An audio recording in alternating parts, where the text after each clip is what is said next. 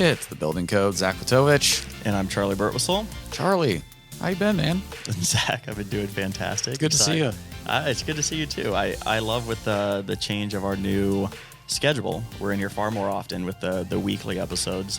That's right. We're really just fulfilling the Buildertrend Buds prophecy. Yeah, 100%. We manifested it, and that's what I'm going to keep telling myself when I keep pitching ideas of places I should go. But Zach, tell the listeners who we have in the studio today. Yeah, we've got Paul Robinson, founder and CEO of ConstructReach. And we're going to talk a little bit today about some really interesting topics in the construction industry, such as the labor shortage and diversity.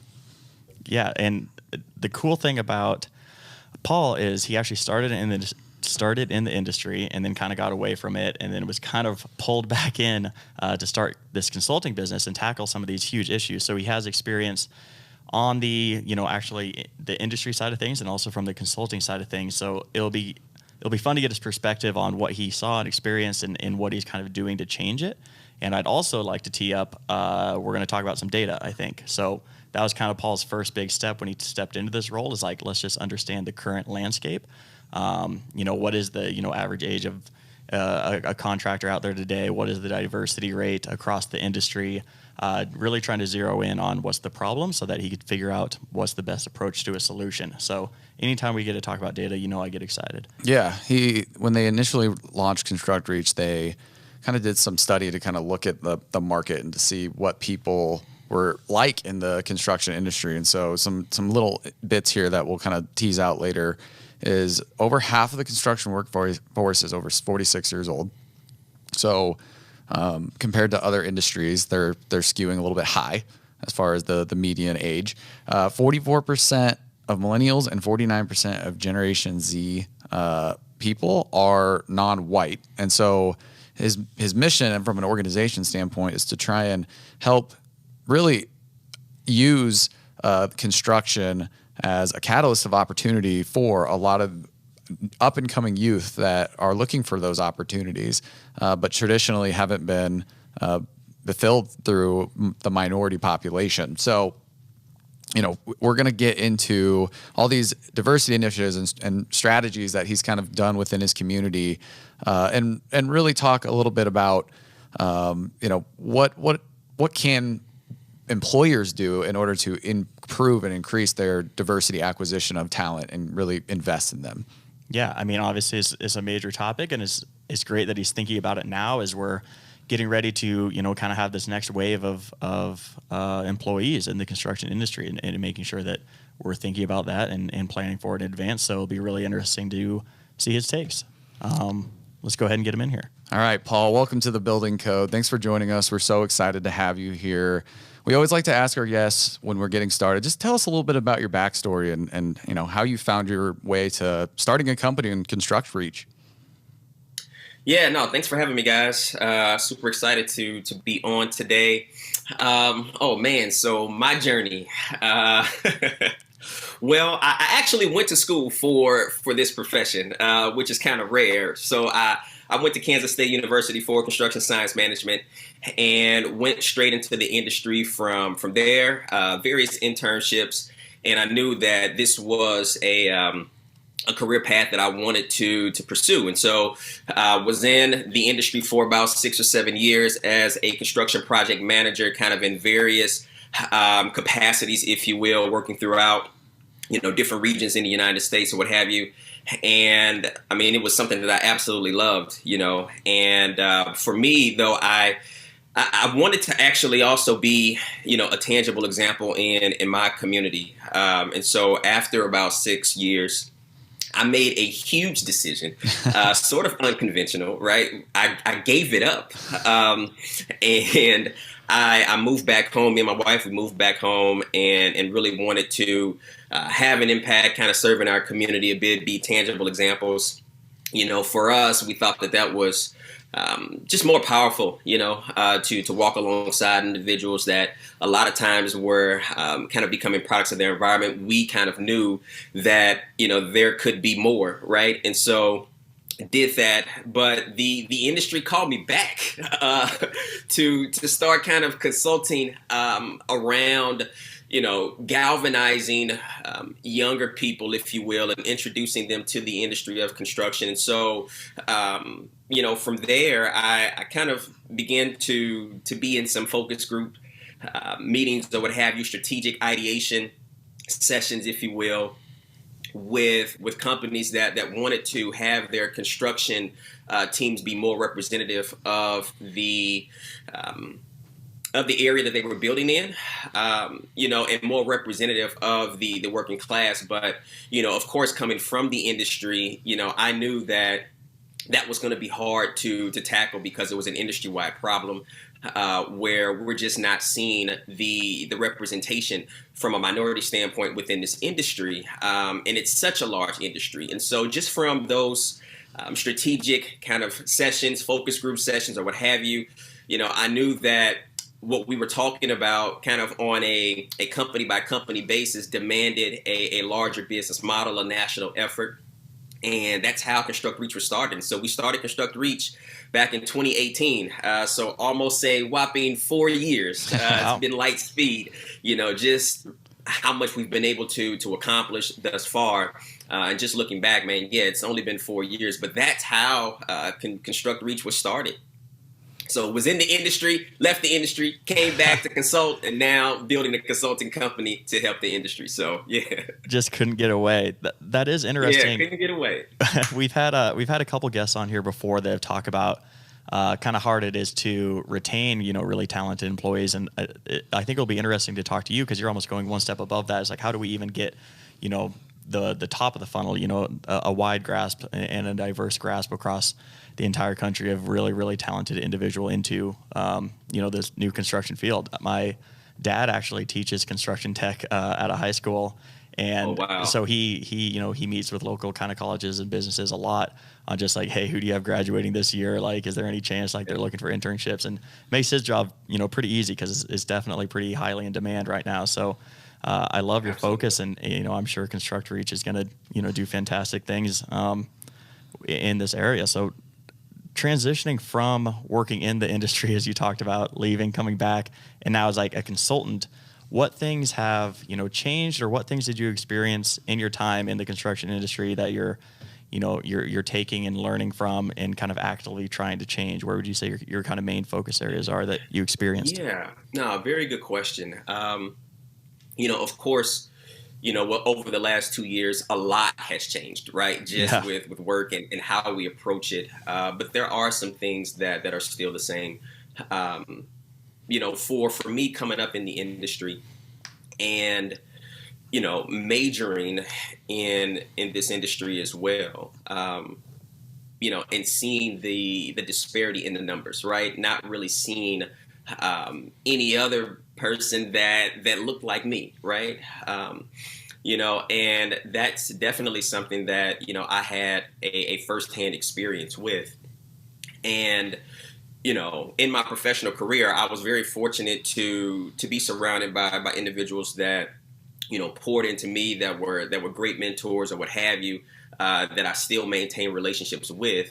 But having that sense of connection, being able to really see yourself in positions, entry-level positions, and not even just entry-level positions, but decision-making positions as well.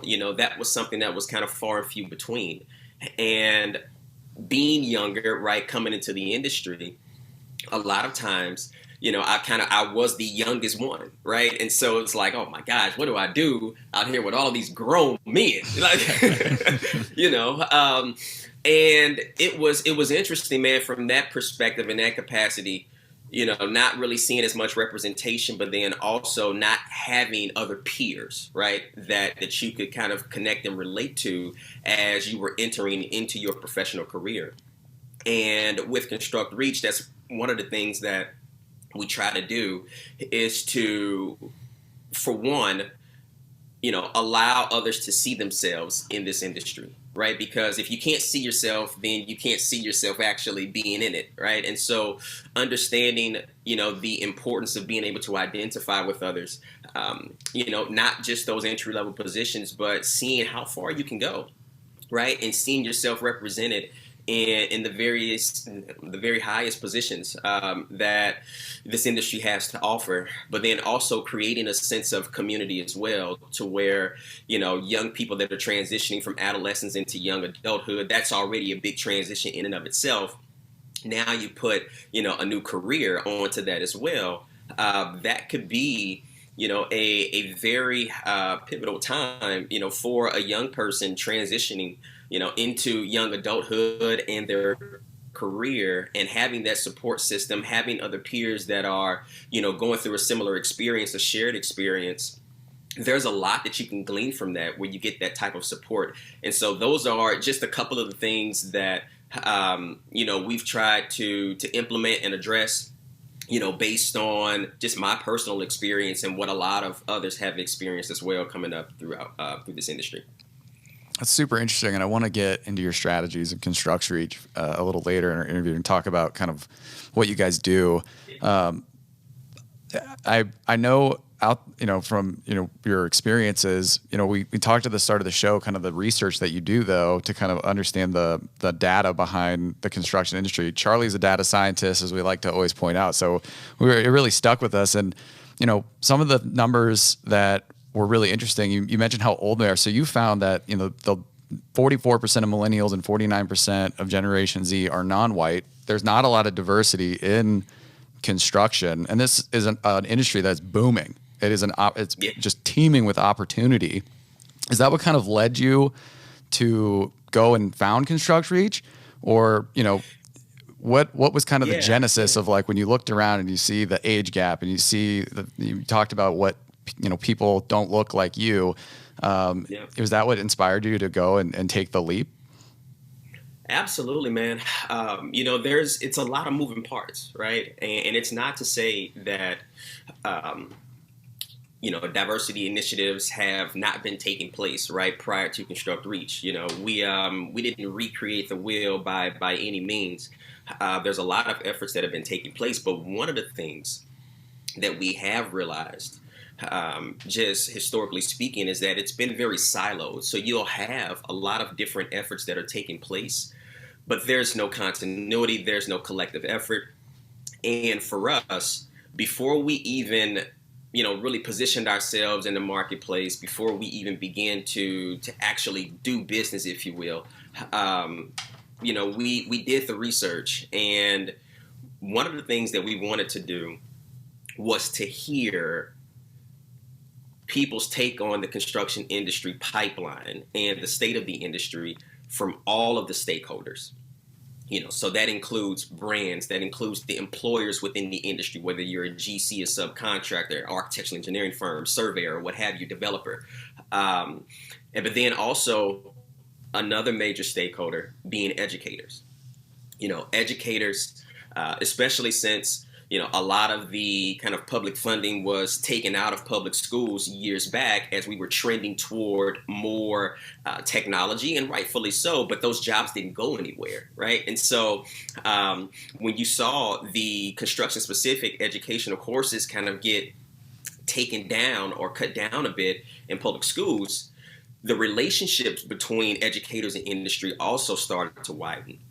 And educators felt like they were not in a position to speak in an informed way about the industry, in a very updated way about the industry, to their students, and not just their students, but also to their parents and to their guardians as well, right? Because educators kind of see themselves as those gatekeepers. You know, you have parents, you have students that are really depending on them and their guidance, if you will, hence guidance counselors, you know, to provide some sort of direction about what's possible and what's feasible, and what are some you know, next steps that one can take post high school. And you know, then of course the young talent that's out there, a lot of untapped potential. And so when you have all of these moving parts that have a perspective about the industry, you know, and getting them around the table to talk through their various perspectives, and then to get their buy-in to say, hey, well, you know what? Well, if we remained siloed, then things are going to stay the way that they are. The industry won't be sustainable because there is a lot of demand, and you have a lot of untapped potential that's out there that we really could be getting in front of. And if we replicate this, not just changing, knowing how much the industry pays, knowing that you can have a successful career, so not just changing one person's life, but if we're replicating that, changing families and then communities, right? And then getting to the equity that now has become a more mainstream conversation. And so for us, when we begin to take all of that inventory, look at the research, talk to the stakeholders that represent the entire construction industry pipeline, from there, we were able to formulate kind of how we want to position ourselves in the marketplace as that facilitator, uniting all of the stakeholders, and also making sure that there's alignment between those stakeholders. So for us, we try to be as ubiquitous as we can, meet a younger demographic where they are, knowing that this industry, is booming, knowing that there's a lot of demand, knowing that there's a retirement crisis hovering over, right, this industry. There's a lot of positions that are available, but you can't just fill them, right? You can't just fill them because this younger generation is the most diverse that it has ever been. And the industry has had a long-standing area of opportunity, right, to create a culture that is conducive to a minority's success. And so now you've got to address what's historically been a problem while still trying to make sure that you're sustainable, but being able to position yourself that is attractive to a younger, diverse demographic. And so for us, that's where you had all of the moving parts that's kind of really shaped this holistic and kind of full service, if you will, or A to Z approach with attacking, this problem, with making sure that the industry is in a place to receive this young talent, but then also meeting that young talent where they are, introducing them to the industry of construction, educating them on the various career pathways that exist, affirming them kind of where they are, and then connecting the dots so that they do have an experience that matches what we're communicating on the front end. I love that approach, and it definitely resonates with me a little bit when you're talking about the disconnect between the educators and the industry. Before I came to work at Buildertrend, I had no idea all the different roles and opportunities that they were just in the broad landscape that is construction, right? To me, it was always like construction.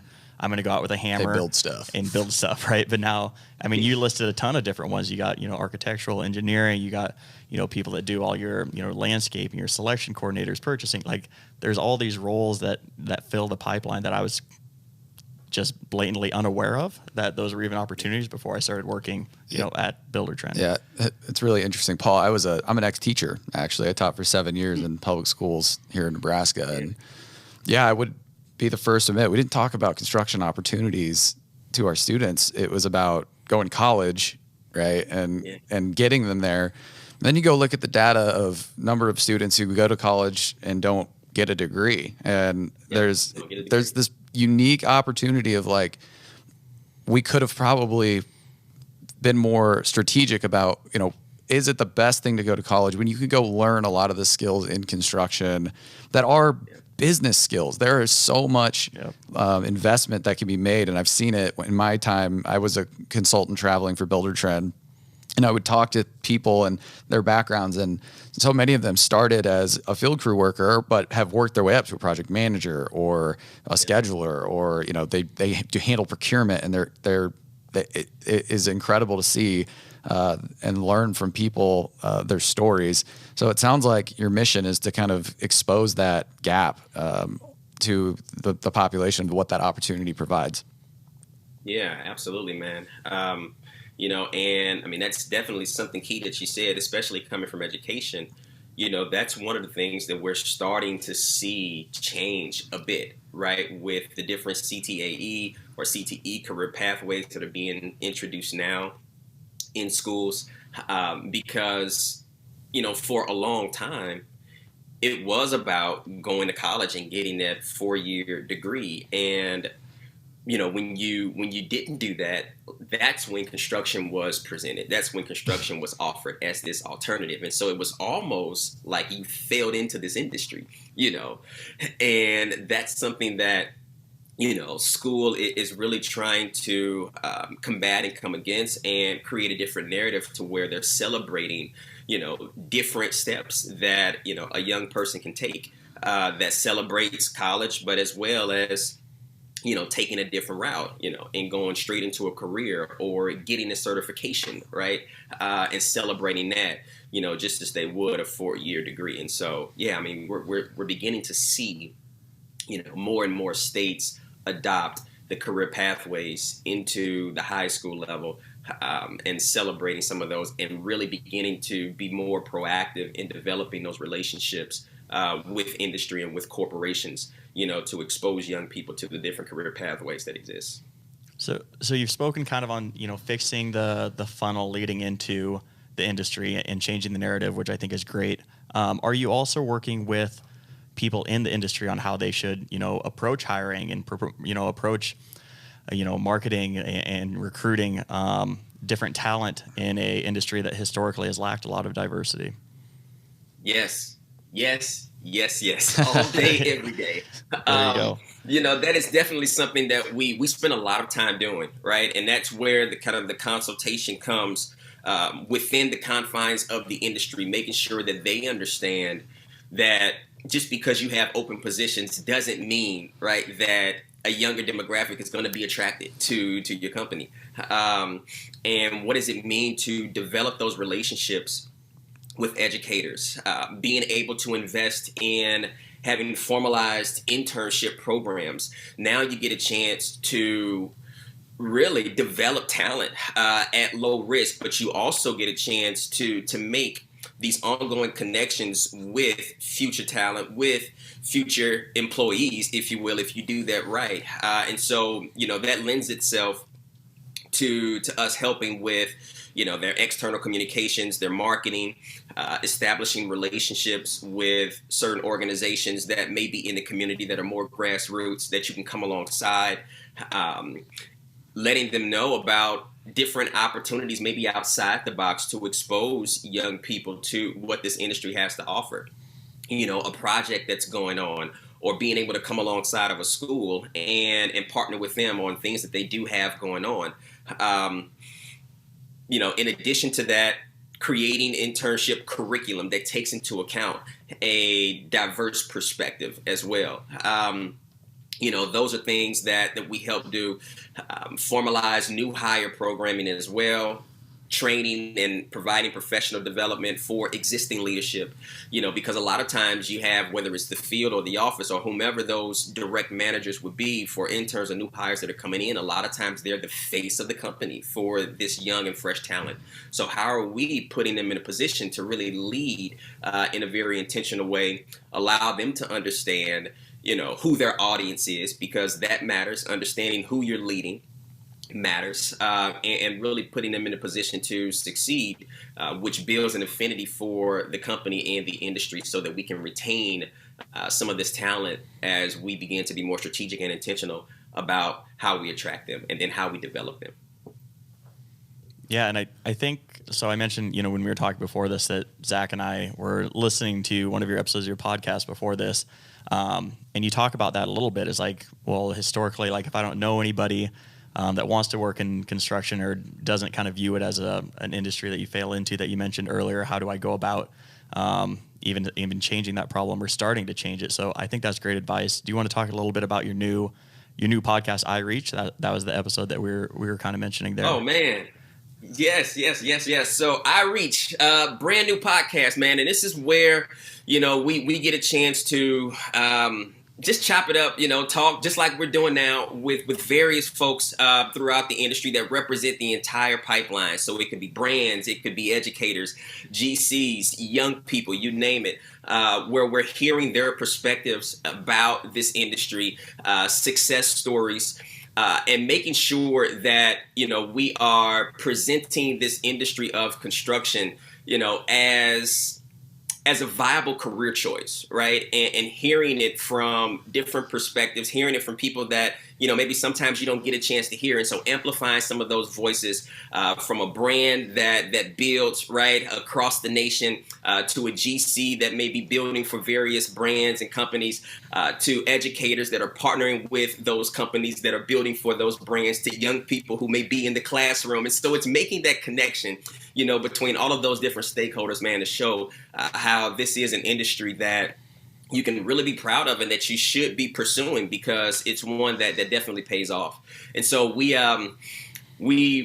air episodes every Tuesday, so on a weekly basis, man. So I am in you guys' seat now, interviewing various folks, but it's an absolute pleasure, man. I love it. It's definitely something that has been in the works for a while, because I'm always having conversations with various folks. We do a lot of things within the community that, we try to bring visibility to and raise awareness, because exposure is key, right? And I think doing a podcast is another way of exposing, what this industry has to offer, the different career pathways that exist that you wouldn't know about. And so we really try to live out the words in the company, right? Construct, reach, building reachable opportunities through construction, and of course, the Outreach podcast, right? Let us reach you where you are. I love it. Well, let's dive in a little deeper about kind of some specific success stories with ConstructReach. And, you mentioned that you talk about that on the podcast. We'd love to give our listeners a little preview of some of the things that you're doing in your community about how we're growing this construction industry and the labor that fills it. Yeah. So one of the things that we started back in our very first year was this community outreach event that was called I Built This. And since then, it's kind of become our national flagship, if you will, community engagement event, where we're able to partner with, some of our brands to turn construction into more of a communal event, if you will. So to get behind the construction fence per se. And, we partner with the surrounding schools, school districts, workforce development organizations, nonprofit organizations that are trying to introduce and prepare young people for successful careers. And for 2 days, man, we take two different groups, maybe, different high schools or what have you, to introduce them to the different career pathways that exist. They participate in hands-on activities that actually correlate to the construction and or design of the project that is going on. And, it's more than just, I would call it more than just a field trip, but it's a very immersive experience for them, because everything is tailored around the young person. The entire day, the entire experience is, and we keep a lot of things kind of close to the vest, because we like to witness the journey of them experiencing this. They come in at first, they're kind of shy, try to play it cool, but by the end of the day, they let their hair down, man. They are excited, they're yelling. But you have hands-on activities that are taking place. You've got giveaways, you've got prizes, man. You may have dance competitions. You've got inspirational messages that are being given. There's scholarships as well that are being presented. We love to partner with, different schools that have scholarships available that the students may not know about, right? If we are doing things and partnering with the union as well, we're talking about, how they could enter into the union. We're talking about pre-apprenticeship programs, providing sponsorship, providing scholarships into that, entry-level positions, internships. All of that stuff is available on site, because we don't just want to get them excited about this industry, but we want to introduce this industry in a different light, affirm them where they are, allow them to experience the fact that they do have the skills and they do have the ability and they do have the potential, right, to be successful within this industry for whatever career path they get exposed to, but then not to just leave them there, but to actually have next steps, right, and a variety of different next steps. If it's a career pathway that requires, a degree, being able to have those opportunities there on site. If it's, something that, can lend itself to an internship because of an interest that has been sparked, we have that there. If it's, pursuing, a program or getting into a pre-apprenticeship program or what have you, we have those opportunities there as well. And so, it's definitely been something that, we've been able to hang our hat on. We've gotten very, very good feedback. You're talking about 80% of the students who are attending, are responding saying now they are considering a career within this industry, and beforehand they had not. And Wow. you have educators saying, never before have I've been able to allow my students to be part of something like this, right? And so, it's just been a blast. And we show a consolidated effort, really, from an industry standpoint. You have the buy-in from the brand and really being able to, allow things to take place that really demonstrates, that community engagement, that social commitment. You have the general contractor that, is leading that particular project. You have the subcontractors who are participating in that. They get a chance to participate as well. Other industry partners that we have. And so you have this collective front that we put on to showcase, the solidarity that we have in supporting them and meeting them where they are. And I mean, it's an amazing time, man. Yeah, it sounds like an amazing time. I was wondering if there's like an age limit on it, or I knew Charley was about to ask for an invite. Like I was just like, when is it coming? There, man. Absolutely. It's kind of a thing, Paul. We got running, bits on the podcast, and we're trying to get Charley out of the office. So we always try to send him out to whoever will take him, frankly. Yeah, it's a bit. It's a bit for Zach, but for me, it's just it's reality. But that is, I mean, we got to get you out there with us. It'd be great. I mean, work at a construction tech company. That's another opportunity for people that want to get into the other industry. opportunity, world of opportunity. Yes, that's awesome. Man. That 80% number is insane. One of our favorite sayings, like men lie, women lie, but data doesn't. Like 80% of people that attend these things are actually, changing their mind. Like that's an incredible stat, and definitely something to be really proud of. I was just saying, it strikes it just like it takes a lot of effort to put those events on and coordinating it, and like time to continue to grow. But been around for 4 years now, and it probably feels like you're just getting started. Yeah, it does, man.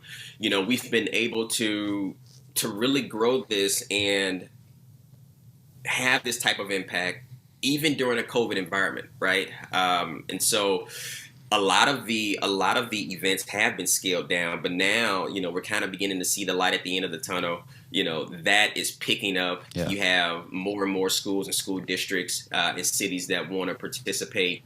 And so we're super excited, man, about this. And so, we're on a wave now, man. So we're going. Yeah. That's awesome. Well, Paul, as we're getting close to time here, I want to give you one last opportunity. Obviously, we have a lot of people in the construction industry, listening to this podcast, and people that run their own business that are trying to fill that, demanded from an employee standpoint. Is there any advice you could give them, or places that, they should look to get started if they're wanting to, tackle some of these diversity initiatives that you've mentioned throughout this episode? Yeah. Well, of course, but outside of ConstructReach, right? If that's where you want to go, no. Right. But I would say on a serious tip, man. If you are an employer, and this is definitely something that is top of mind, and it probably is, right, for most of your audience, because this is an industry-wide kind of dilemma that we are in. It's making sure that you do the proper assessment internally first, right? There's nothing like putting forth a lot of effort, and going through all of the steps to get in front of young talent that you're not ready for, right? And so that's one of the things that we like to stress. It's not a cookie cutter approach. It's not a cookie cutter model. So you're not going to do these 10 things and then, magically see this pipeline and this diverse pipeline grow, right, overnight. It is really looking at, how you do business, understanding that DEI is something that should be interwoven into the fabric of the company, but making sure that you are healthy to receive them. You're not going to be perfect, right?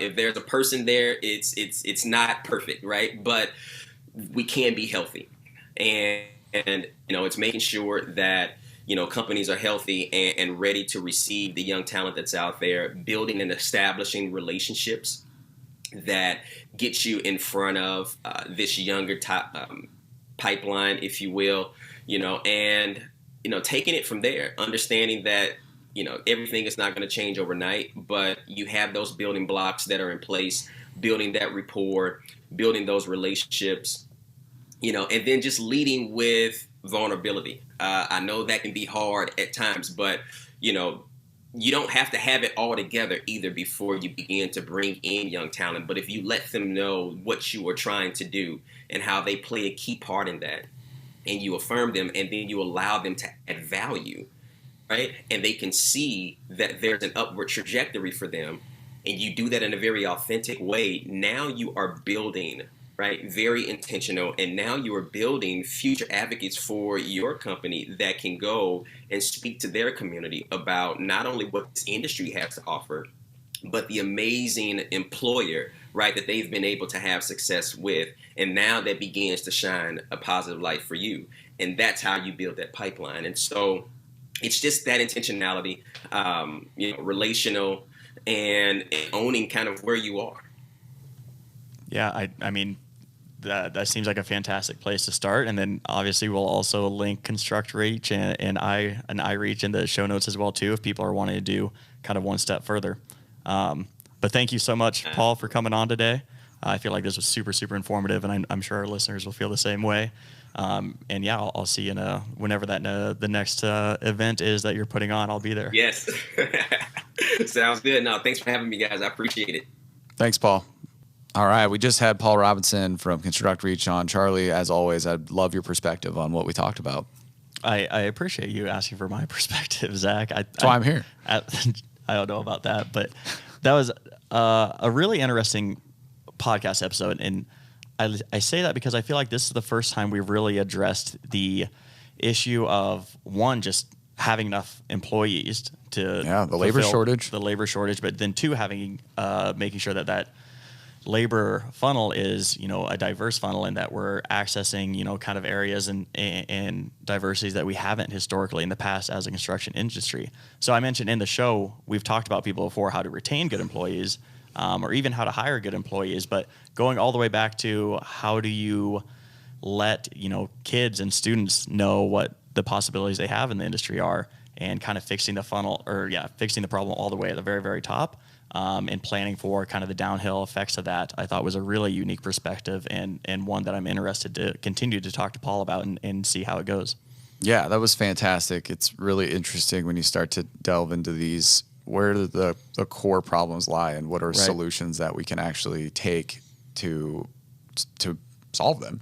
And the thing that I have a lot of respect for Paul on is he's doing it in a way that is, he mentioned the grassroots element to it. And so he's really starting in his own community, and that has such a dramatic impact on the people around him. I really respect the notion of taking a risk, starting over, giving something up and sacrificing because it calls you from a higher purpose. And this is a place that could really change people's lives. And that's pretty incredible. And organizations like this are rare. And so we highly encourage you to explore ConstructReach, to learn more about them. Check out their website. Listen to Paul's podcast, iReach, to learn more about the initiatives that they're taking in their communities, and just shows that any industry can make an impact, right, with the right people who have good intentions and want to make a difference. And construction, kind of has that feel of you're building homes and places for people to live, and it, takes people who are also thinking about how do we even get people into the industry to continue to help the industry thrive. So I really enjoyed talking to Paul, and I'm definitely going to be a subscriber to his podcast. Absolutely. And on the topic of, this is actually a really neat segue into, this will go live at the end of March. March was Women's History Month, and Buildertrend did a really, really cool kind of blog series on, women in construction. And so when you listen to this episode, feel free to go out to the buildertrend.com/blog as well too, and read some of the things that we posted there, as we're thinking about people that historically haven't been, on the front of mind from a hiring and from a construction standpoint. Women in the workplace and women in construction is something that is definitely changing throughout the times. And so it's cool to recognize that as we're finishing up the month. And I think it ties in really, really nicely with this episode. Yeah, we hope you enjoyed it. Thank you for joining us as always. I'm sure Charley would love to plug our comment, subscribe. Absolutely. Check us out on Facebook. Yep. The Building Code crew on Facebook and on YouTube. We made a joke about this the other day. that we don't plug our YouTube nearly enough, but we do release full episodes on YouTube with video. So if you ever wanted to see just how silly Zach looks, feel free to go out there and check that out as well too. I was gonna say just the chemistry between Charlie and I, but yeah, just take a low blow. Yeah, my bad. That's all the shameless plugs I have. I'm Charlie Burwissel. I'm Zach Vitovich. See ya.